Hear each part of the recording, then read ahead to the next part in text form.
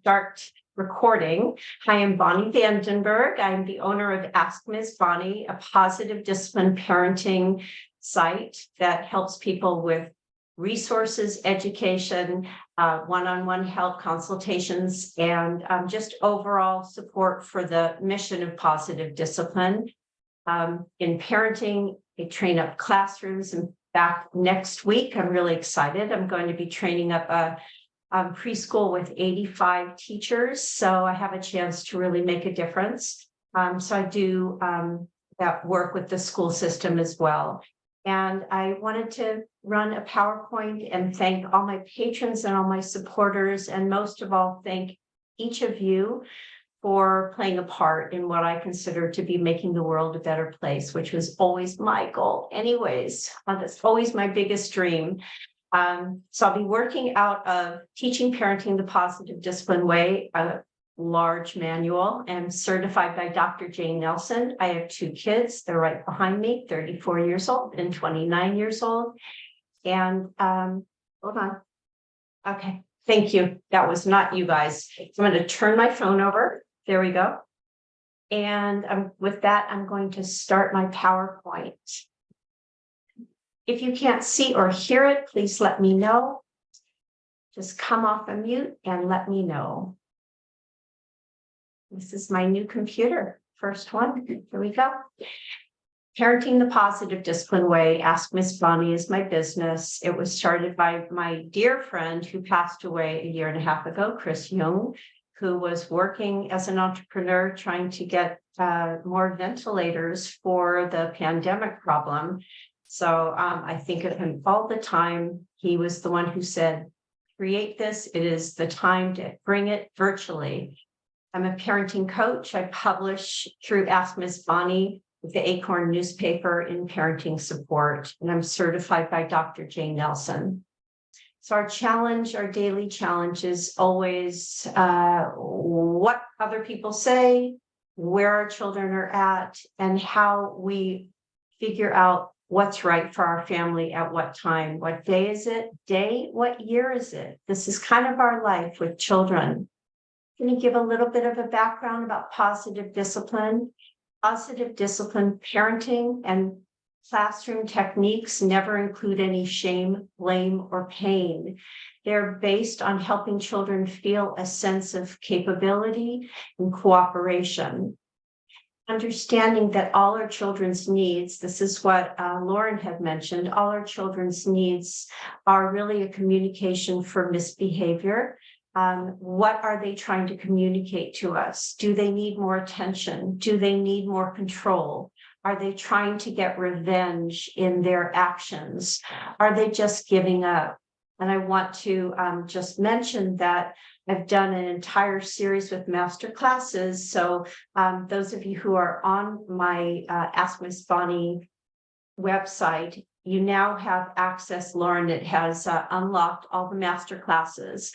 So go back to the one I taught in January where it's called All Misbehavior is Communication. And I will go in depth about the attention goal, the control goal, the revenge goal, and the giving up goal. But this is how to understand those important questions about when they won't stop their behavior and what they're truly seeking.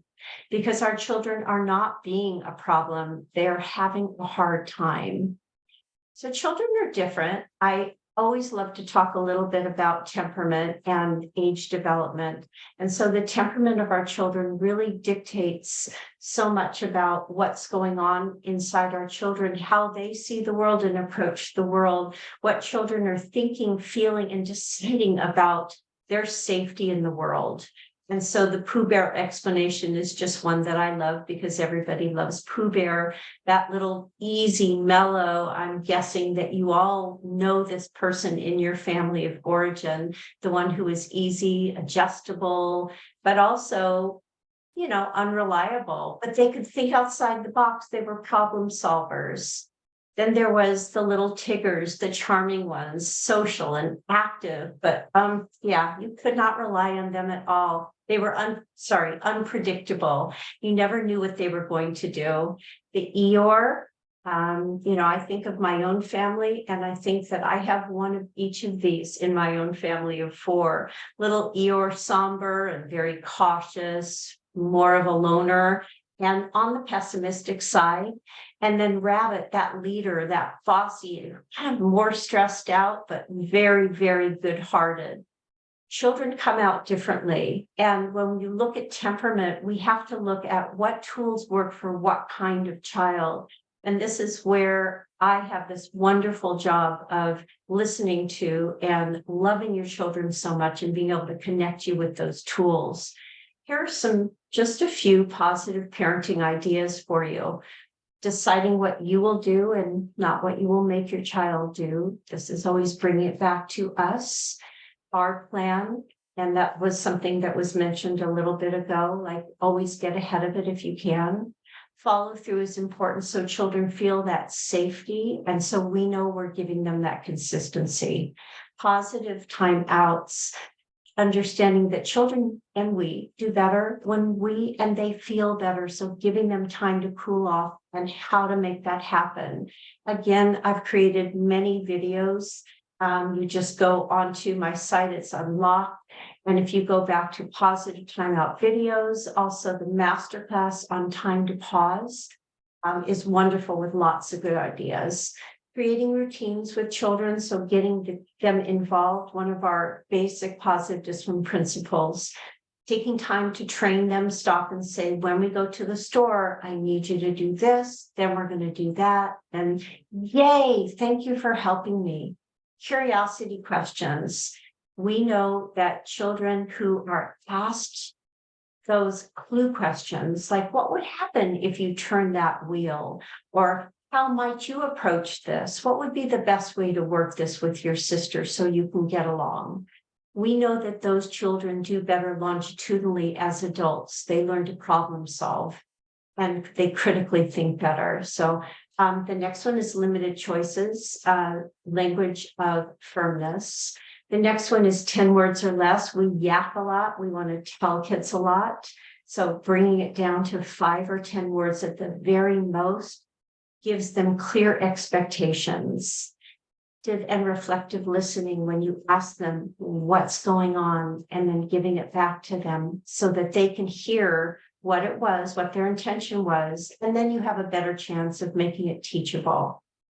Hugs, always bringing that body back into alignment, taking care of yourself, that self-care piece, because when we're not optimal, it's difficult for us to be optimal for our loved ones. Asking for help and letting them ask for help.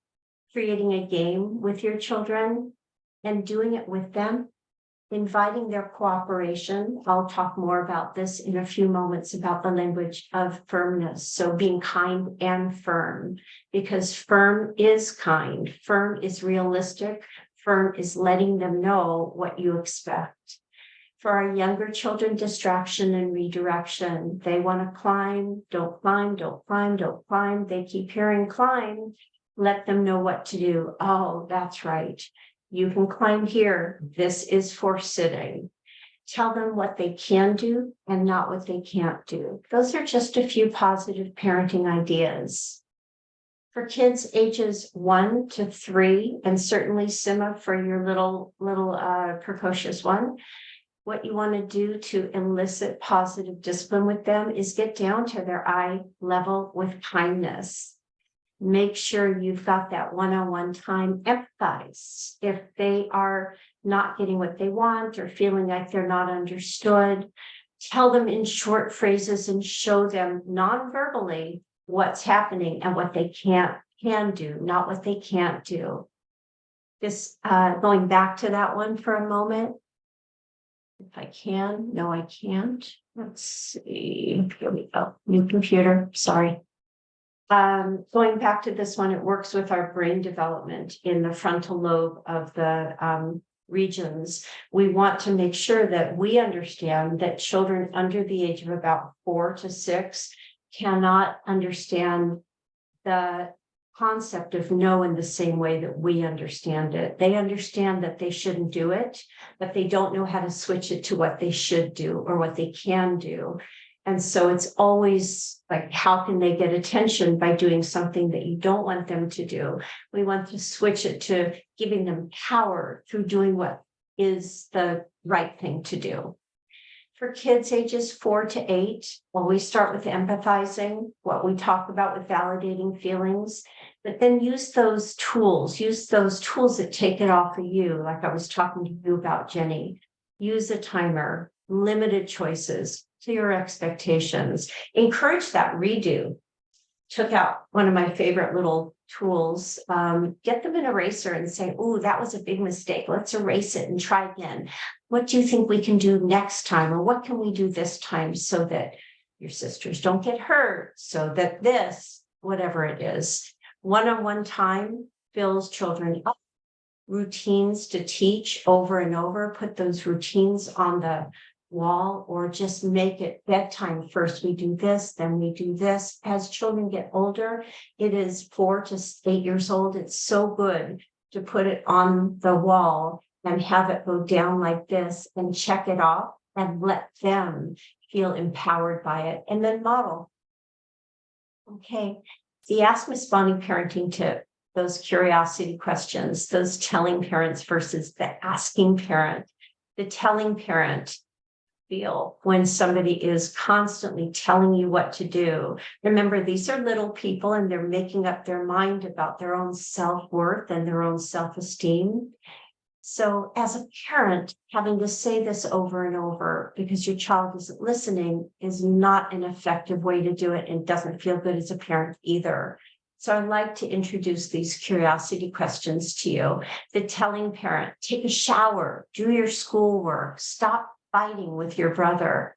It feels so different when you ask your child in a boundary way, a firm and loving way, a curiosity question like, it's time to get clean. What do you need to do so you'll be cleaned up? In a firm and loving way. It's schoolwork time. What's your plan for getting your schoolwork done? Inviting cooperation. The third one of my, this what I said all the time because I had 2 kids. What can you and your brother do to solve this problem? You have one child, they're not getting along with their peer. What can you and your friend do to solve this problem? They don't like what daddy said. What can you and daddy do to solve this problem? It shifts and changes the whole thing and helps them to feel safe in talking to you about it. So that language of firmness, as I said, I believe that firm is kind, firm is realistic, firm is respectful, firm is not mean. This is not what we're talking about. We're talking about letting children know what they can do in limited choices. Would you rather wear your shorts or your pants? You decide. State a given. It's time to get dressed. Clear expectations. When you get dressed, then we can finish playing with our Legos. Invite cooperation. I need your help. What's the most helpful thing you can do so we can get dressed on time and then we can play?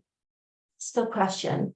What needs to happen so that your clothes are on and we can play? Just some ideas about the language of firmness. We tend to parent like we were parented. This is known, and there's so much good information from Dr. Becky Bailey and so many other parenting gurus. I've done a lot of research on this. I just did a masterclass on helping coach our children through their feelings. So look back at the May masterclass if you have questions about that. So when our kids have big feelings, jealousy and anger and sadness and disappointment and the things that we don't like, even anxiety and excitement and passion and drama, all those big things that are uncomfortable for us, we tend to, like our parents perhaps did, or the opposite of our parents, ignore them, punish them, dismiss them, save them. And what has been found is when we coach children through those feelings, you didn't like that. I hear that. You really wish that, but you got through it. Let's take a breath. And what can we do now? So coaching them through those feelings can really help them. It doesn't dismiss, it doesn't save, and it doesn't punish. Because when we parent with the calmer brain, here's my little brain, our children are getting what they need for input so that their brain is developing in a calmer way. We know that children who have constant stress, if it's constantly we're using loud words and inconsistency, that the brain tends to react and become more reactive. So when we have that calmer voice, especially when we see something that is of worry to us, stop, wait, use that calm voice and have realistic expectations, because children will fight, they will get hurt, they will disagree with you. And that's when you using that calmer voice can bring that calmness to the situation while you're still listening. Oh, I went too far. Power struggle diffusers. Love this one of my favorites that I created for one of my little snippet videos. Connection before correction. I love you and it's time to get dressed. Give them hugs, that time in. The second one, clear expectations, routines, and fewer transitions. So when you do this, then the third one is called asking your child for help, because when we butt heads with our children, like I certainly did with mine, then no one's winning and no one's listening. Ask your child for help. I can't make you do it. I need your help. What's the most helpful thing you can do? And then come back and make a plan. The fourth one, back away from that conflict. It's never worth it. Make a plan and cool down first for yourself and for your child.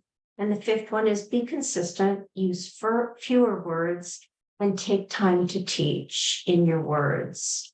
Because the power of a hug, making sure that message of love gets through. I'm going to show you my little doll with all these feelings. You see, my little doll is depressed and angry, having a panic attack, upset, confused, irritable. This is a great time for a hug. We start with a hug because it helps children to understand that we love them and this is hard. We hear it. This is hard. And now we can make a plan. This is that connection before correction. Parent self-care list. And you can see I did this for MOPS. And self-care is just the older your children get, the more important self-care gets.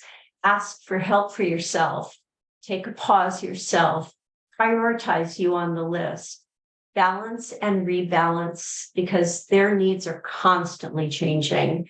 Make time to do what you love to do, laugh or sleep or hug. That is not selfish. That's self-care as a parent. And know that you are worth it too. Because our children need encouragement like a plant needs water. These are the questions that I put to the MOPS families. So I'm going to just read them to you, and then I will stop it and we can have some Q&A. Your one major, helpful, actionable takeaway from what you just saw. Name a struggle from today that you might have done differently now given some of these positive discipline tools. How can you see your child's misbehavior as a communication for attention or control or revenge or giving up? And what parenting tools can you use to help connect with your child before you correct him or her? Let's stop the share so I can see everybody. There you are. And thank you so much for doing this masterclass with me. Timing was perfect, it's really fun. I'm sorry that some of my masterclasses got eaten up, but I will be making many more. And I hope that you really enjoyed it. I loved being able to teach it to you. So I'm going to stop the recording now and we're going to come back on so we can have our Q&A.